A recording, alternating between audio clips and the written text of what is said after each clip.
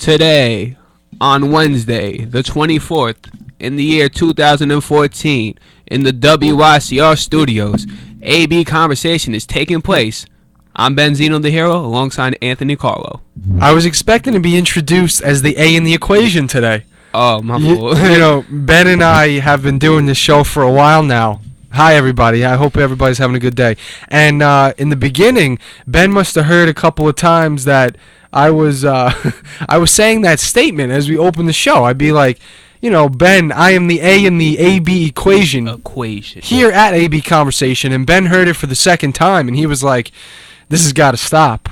I believe Ben, because we talked about this recently, and Ben and I brought it up, and Ben was like, "Oh man, Anthony, you can't keep saying that." You would open up the show with that. It would be 5 shows in every show, the A in the equation, Anthony Carlo. I'm like, well, you know what? We gotta switch it up, which we have. But we gotta stay to our roots sometimes. I think we open up the show like we're hybrid now. We open up different every day. The hybrid. To my credit though, Joe Archino, president of WICR. Jersey Joe, what up? Shout out to Jersey Joe. I notice his show that he opens up every show with the same exact line. And I can't hate on that because it creates some sort of identity. Yes. When somebody hears that, they're like, "Oh, I know what show this is." That's the sports fault. Right. I know that's Cardo. Sports Vault without even listening to the rest. And I can't remember what I don't know if it's like hello and welcome. No. It's not like that. It's more like I'm the host with the most, to the one and only Jersey Joe Archino. Jersey Joe. And there's Big Shot Rob. Rob Archino. Most definitely another sports show we have here at WICR. Hey, Ben. Me right now. The past 2 weeks, the sniffles has still been relevant, but this week I feel a little bit of the calming down of the sniffles. I'm happy to hear that. Thank you. The sniffles. I remember you've been stuffed up. Yeah. Giants. That's how I used to talk. Well, I don't know if it was that bad, but last week I was in for a mess last week. Mm-hmm. Was it last week? I think it was. Last week, past 2 weeks. When I came to hang out with you here and do the show, I was kind of over it. Uh-huh. But when I was home that week, I told you the story. I was out. Oh, yeah. I was out and I started coming down with some sort of infection in my throat, and it flew. It felt like the flu. Flu. The flu. It flew away. It will be flying into sports today, Anthony, as we always do. Yes. We'll be talking about the NFL. Yes, the NFL. And our next segment, we'll talk about Major League Baseball, the Yankees, playoff race, and how we look at baseball today. I'll leave it up in the air like that. How we look at baseball. You got to find out what we're talking about. And joining us is a very special guest today. The producer coming in the studio, Rob Jiggity. The producer will be on the air today. Mr. Jiggity he'll be talking to us about some baseball in the second segment. Yes. I can't wait. Most definitely. I mean, I can't wait. I'm looking forward to that. And I'm looking forward to starting our first segment. Yes, so let's start that. The Giants coming away with a win. The Giants won? The Giants won. Wow. Giants won. Quick turnaround. They'll be back at it this Thursday against the Redskins. And Ben, I don't know about you, but as a Giants fan, if I'm out there as a Giants fan, I'm thinking right now, we can't sleep on the Redskins. Nope. And the Redskins are not necessarily 3-0 like the Eagles are. No. But the Redskins have a quarterback that's filling in, and he's doing pretty well. Kirk Cousins is that quarterback. Kirk Cousins. And I don't know about you, but if I'm a Redskins fan, I'm very happy with Kirk Cousins so far. He's been throwing the ball. Even though they did not win in Right. week 3, he did throw for yards. He did have touchdowns. Right. So you know what he can do with the ball. He's been throwing over 200 yards. I believe he had like 250 or something this past. Something like that. Right. And RG3 has been out of it. I believe that he worked hard this offseason to be back in good shape for this year. And it's unfortunate because he's out. Yeah. But the Redskins are coming up this Thursday for the Giants. And what we saw from last weekend was a very, very bad opening to the game. For the G-Men? For the G-Men. Okay. They had a couple of red zone opportunities, and they were not able to convert them for touchdowns. One was a bad snap on a field goal opportunity. Messed the whole thing up. The other was the big tight end, Larry Donnell. You call him Donald. I've heard it both ways. Donald and Donnell? Yeah. Okay.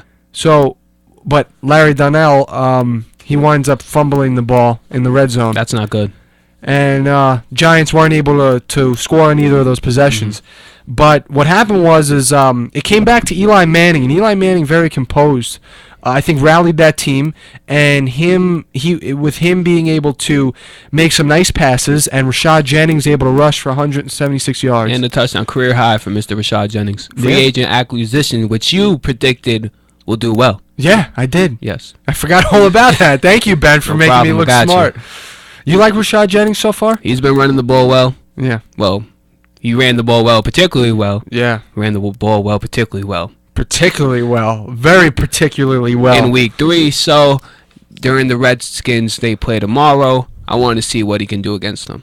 Oh, yeah, you think he's going to be in rare tip-top form, coming off of a big game?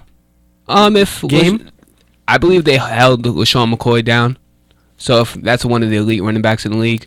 So maybe Rashad Jennings can watch the film, see how they shut him down and exploit them, their defense. Right. So watching film last week, the Redskins' defense last week film, will prepare him for this week. So you're saying that Rashad Jennings should watch the way that the Redskins held LaShawn McCoy down, and adapt to that. Mm-hmm. All right, that's a fair point. I think the Giants are going to come out with a win. I think that they are going to be slightly tired. I think they might be a little beat up because they're coming back with a Thursday night game. You know, it's not easy, Sunday to Thursday in football. But I think that they're going to be rolling with a little momentum now. Victor Cruz, 105 yards. Big needed touchdown. Yeah, needed the touchdown. Victor Cruz hasn't had a touchdown at MetLife Stadium since 2012. 2012? And this was his first touchdown since, I think, game 4 or 5 of last season. Ooh. So Victor Cruz has been in a drought. He needed that touchdown. Yes, and because the Giants don't have anybody scary, if you will, as Ben likes to refer a lot to Megatron. Right. I can't say it like you. But they don't have anybody like that, so they need Victor Cruz to step up. And I think that Eli Manning is going to be a little bit more relaxed now that he got his first win under his belt. And I think that the offense will be on a little bit of a momentum booster here and be able to carry through another win against the Redskins. In this Giants-Texans game, Antrell Rowe almost returned an interception for a house. And this is your leader of the Giants defense. Yes. This is the leader. And with seeing the leader, the team's 0-2 during the game. So when the leader's making plays, trying to get back to the house for a touchdown, it can rejuvenate the team. Oh, I agree with you. I mean, they were rolling along at that point. DCR, Dominique Rodgers-Cromartie, also got an interception. Yes, he did. And the Giants' defense, now that you mention it, did a great job holding down Andre Johnson. Andre Johnson wasn't really a factor, but DeAndre Hopkins, he made one of the most spectacular catches you will see that was negated because of a flag. Yes, it was terrible for him. My. But you're right, that was a Jerry Rice status catch. The ball, Ryan Fitzpatrick threw the ball down. DeAndre Hopkins had to slow down, slow his roll. Right. He caught the ball left-handed. You have to watch it. You have to. You have to watch it. It's hard to explain, but what Ben is trying to explain is that he opened up in midair and caught the ball with one hand, brought it back. You got to watch it. And the play was negated because of a penalty. Yeah, but you know what? Penalties kill you. Yes. And in another game this past weekend, penalties killed San Francisco 49ers. The 49ers. And penalties, that's a common denominator. Penalties will kill you. Yes. And the 49ers, in the first half of that game, they were in an opportunity against St. Louis to win that game. The Cardinals. Yes. Of Arizona. I'm sorry, Arizona Cardinals. Yeah. I'm starting on baseball. Right. Baseball's next segment, Anthony. Don't worry. I'm ahead in baseball already, but correct myself. The Arizona Cardinals and Colin Kaepernick had a 14-3 lead at one point. Mm-hmm. Got cut down to 14-6, and Kaepernick was rolling along in the first half, doing very well. But we go to the second half, and the offense gets shut out. No points. Yeah, the offense doesn't score in the second half, and one very big factor was the fact that you had Anquan Bolden, and he goes along and decides to headbutt. I forgot who they headbutt. Yeah, you know what? I think it was penalty in the second half. This is Anquan Bolden. This is a veteran. We have something must have ticked them off. Right, we have the headbutt by Bolden, and then the 49ers defense head-to-head contact on Fitzgerald. on Larry Fitzgerald. Larry Fitz. Right. So that puts Arizona in the red zone, and Arizona gave the 49ers another opportunity. So there's two problems here, okay? Anquan Bolden headbutts. Can't do that. Okay, you can't do that. You can't compound. He was obviously being taunted, but you saw Harbaugh talking to him afterwards. You can't compound a penalty in that situation, or a heated moment. You can't compound that with a headbutt. Yes. Like Anquan Bolden did. And then Larry Fitzgerald goes on, and the 49ers defense, puts head-to-head contact on him and puts the Cardinals right in the red zone. Yes. Luckily, they fumbled with 6 minutes left, gave the 49ers another opportunity. Yeah, because in that game, Larry Fitzgerald was not getting the ball. He does have a streak of 152 straight games with a catch. Right. So, getting down to the fourth quarter, I don't think Larry Fitzgerald, being Larry Fitzgerald, cared about the record. He just wanted to help his team. Yeah. And with him fumbling the ball, that must really suck, because it's Larry Fitzgerald doing that. Right. And he gave Colin Kaepernick another opportunity to come back in this one with 4 minutes left. But the defense, which was the story of the Arizona Cardinals, comes up with the big stop. Yep. And the defense, look, we know we're coming into this game. We know with Stanton in the QB position for Arizona and Carson Palmer on the sideline, the strong point here was going to be that Cardinals defense. Yes. And they really they showed why. They showed why. That they are arguably the best defense in the NFL. I mean, aside from the Seahawks can make an argument. The Bengals is up there in defense. The Bengals can make an argument too. But for 49ers fans, are they in trouble? They're 1-2 at the moment. Yeah. Their only good game was against Dallas. That's not predicted to have a good year, but they're Dallas is 2-1 now. That's correct. Right. So, with 49ers fans being worried, not yet. Not yet? Not yet. Because you have to, in that division, it's a hard division because Cardinals, Seahawks, and the Rams can sneak a win against you if you don't perform. Right. So I wouldn't be worried yet. That's what I was about to say to you. Is that exact statement you made? Is that the fact that this is a division where there's minimal room for mistake. Yes. There's no room for mistake, because if you're looking to overcome, some of the other teams that stand in this division, particularly the defending world champions, you really can't make any mistakes. And I think Colin Kaepernick and the 49ers were coming into this season with sort of a motive to try and unseat these champion Seahawks, but they haven't started out too well. We did have a rematch, though, of the Super Bowl. Between the Denver Broncos and the Seattle Seahawks. But it wasn't in New York. It was in Seattle. It was in Seattle. It was in Seattle. Yes. In that game, Anthony, I did fall asleep because I wasn't feeling too hot. I wasn't feeling good, so I fell asleep. Yeah. But before I fell asleep, the Seahawks were winning. Does this remind you of a Giants story? It does. When you fell asleep and the Giants had the lead? Oh, yes, it does. So it reminds me very well. I fell asleep and the Seahawks had the lead. I woke up. The game was going into overtime. Because Super Peyton Manning. Because Peyton Manning brought the Broncos down the field. I was like, what? Overtime? Exactly. Hey, look. Peyton Manning, I have to be honest with you.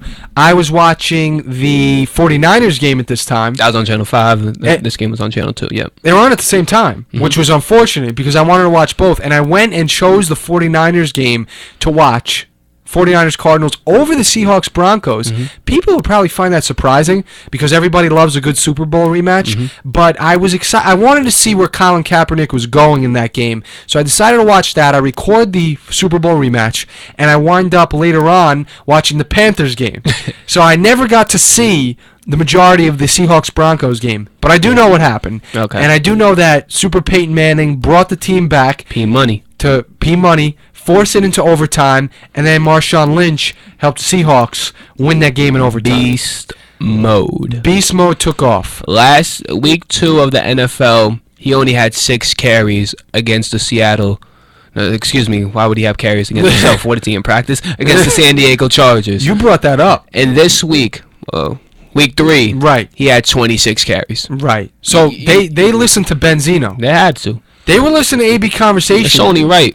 Because they realized that Ben made the great point that Marshawn Lynch didn't get anywhere near the amount of carries he should have had. He needs the ball, and when Marshawn Lynch has the ball in his hands, good things will happen. He had a good receiving game too, 44 yards, and he rushed for 88 yards Right. as well. So and you know, at this game though, the Super Bowl rematch, I think it was representative of exactly how I feel about last year when the Seahawks won the Super Bowl. Is that Peyton Manning and the Broncos, even though at the time I picked the Broncos to win, I learned that they have a lot, but I don't think they have enough.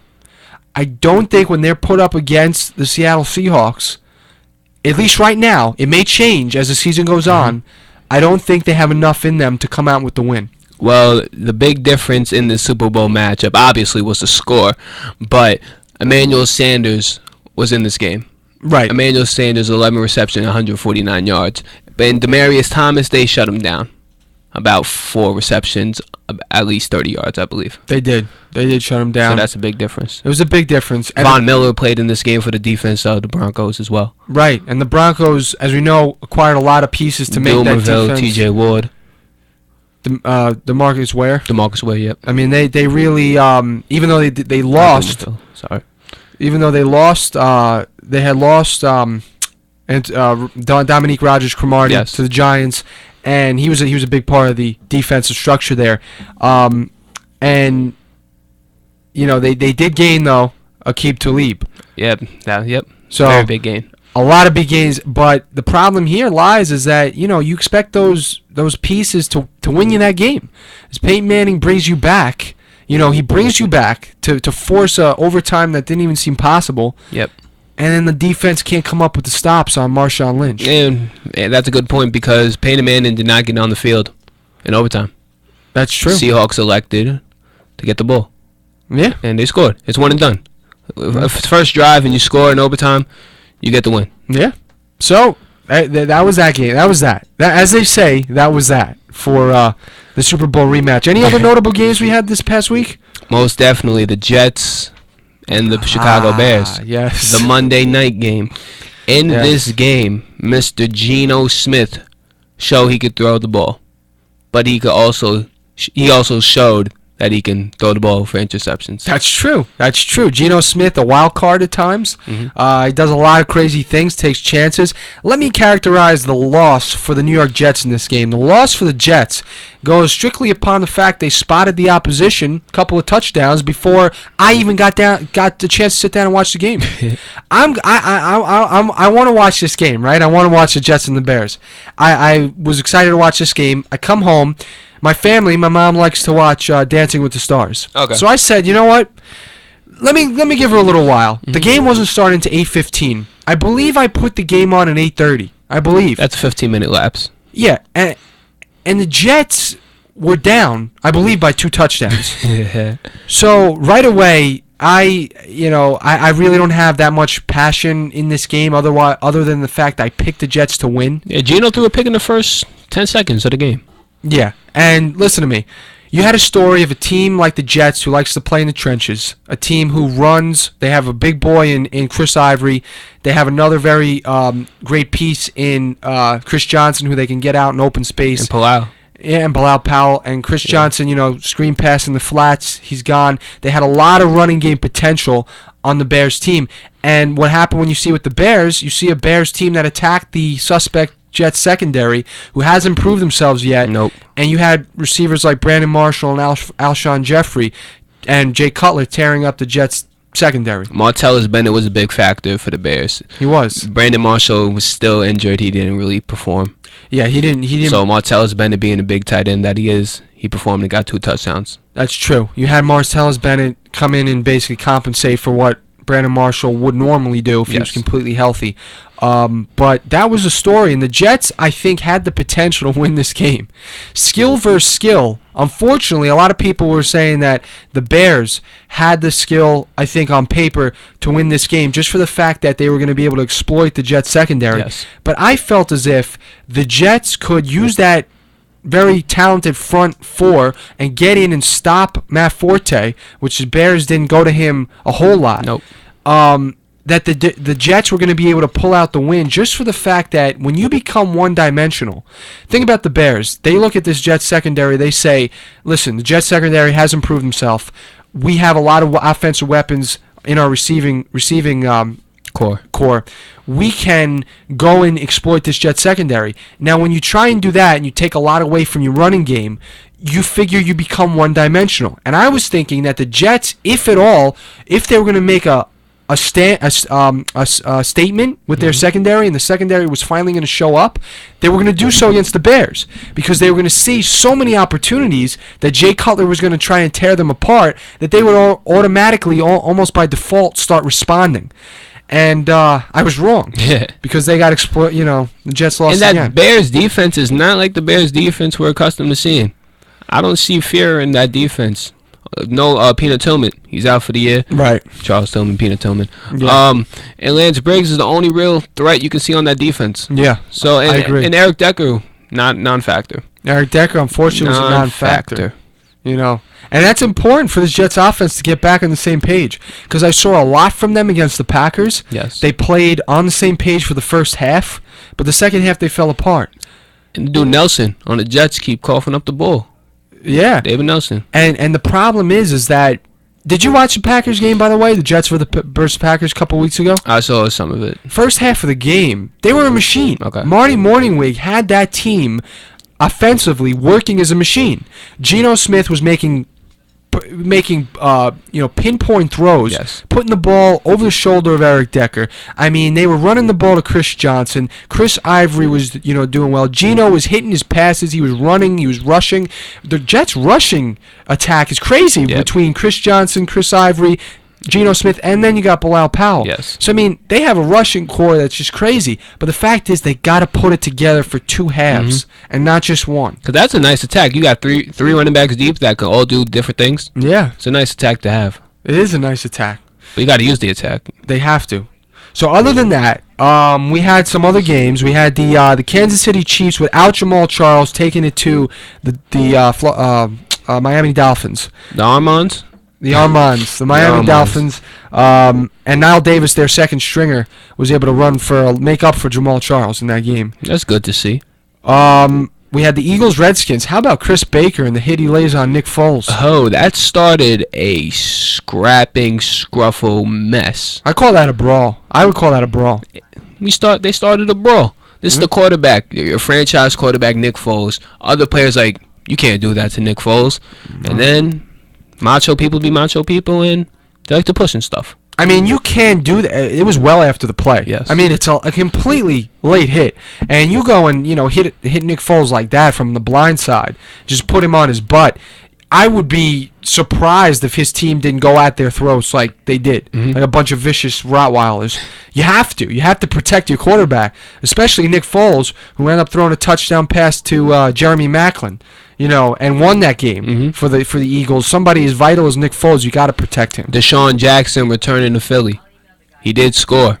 Yes. And he did taunt. Yeah, he did taunt. Deshaun. It's Deshaun Jackson. Look, it's Deshaun, and Deshaun is definitely probably got a little resentment after being let go.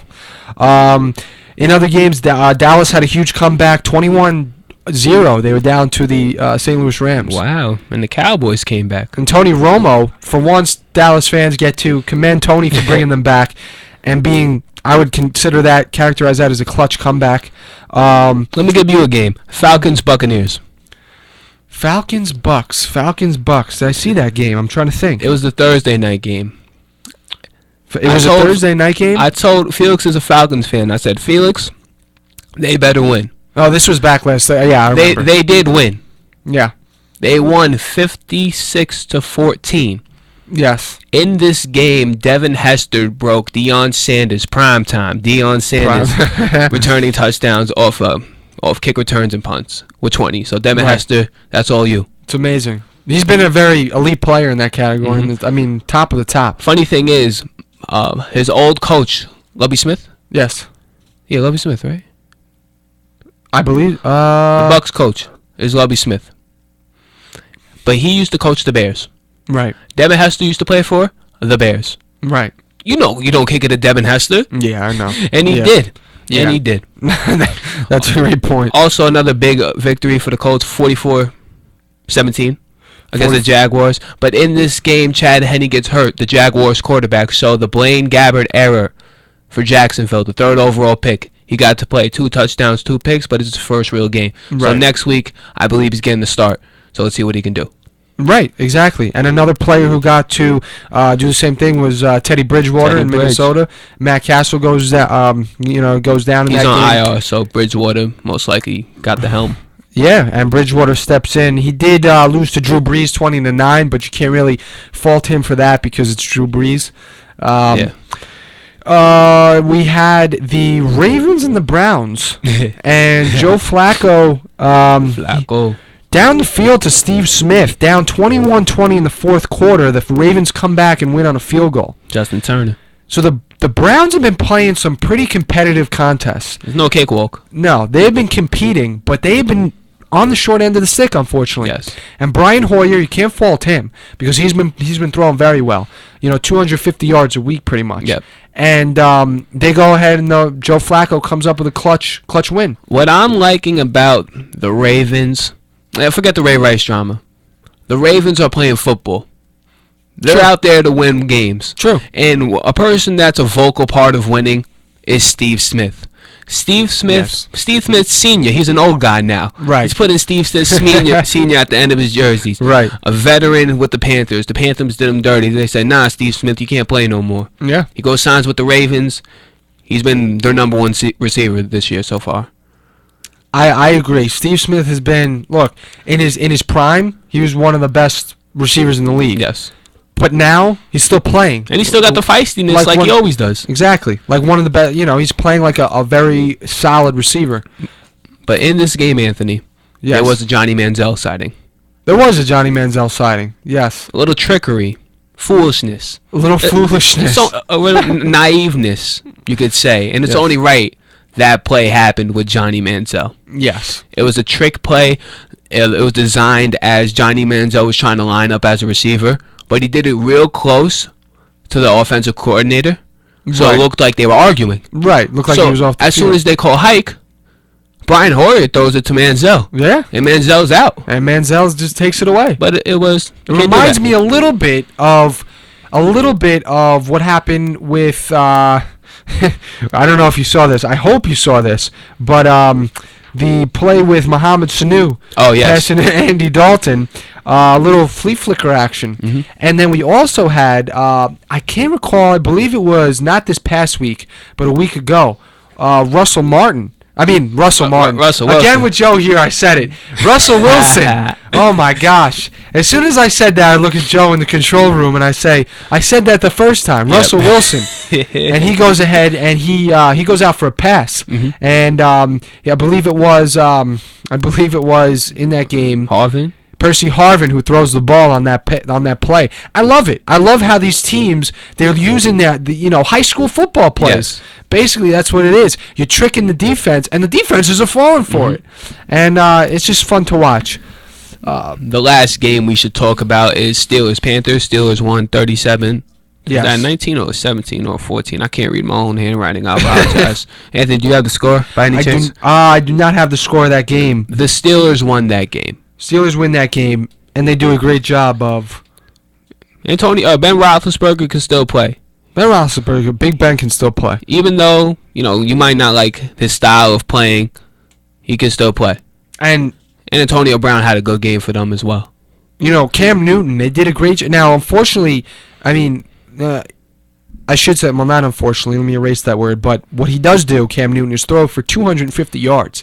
But the Steelers do a great job containing him. Yes. Because he didn't have any... He looked very uncomfortable. They made him very uncomfortable. And Cam Newton, I know he's coming back from an injury, and I wouldn't expect to see him running wild to a sense, but he wasn't really able to run at all. No. They were containing him very well. He couldn't really get out of the pocket. He couldn't make any moves out of the pocket. He had to stay in the pocket, and the Steelers defense made him look very uncomfortable. Continuing with the Steelers theme, they did have injuries. They suffered a lot of injuries on the defense during that game. Right. So this week, I believe yesterday, but today's it's official that James Harrison is back with the Steelers. Big Bad James Harrison. This is the same guy that used to get fined every week by the NFL for hitting players. So, Yeah. and he's back with the Steelers. He recently retired. He had a one-day cut. He was on the Bengals because Right. before he got cut by the Steelers because the Steelers didn't want to pay him. Right. So he goes to the Bengals. Right. Didn't really do that well. Right. He's so contemplating his career. You know what? Retire. Right. So then he did retire as a Steeler, one-day contract. But Right. now he's back playing for the Steelers. Right.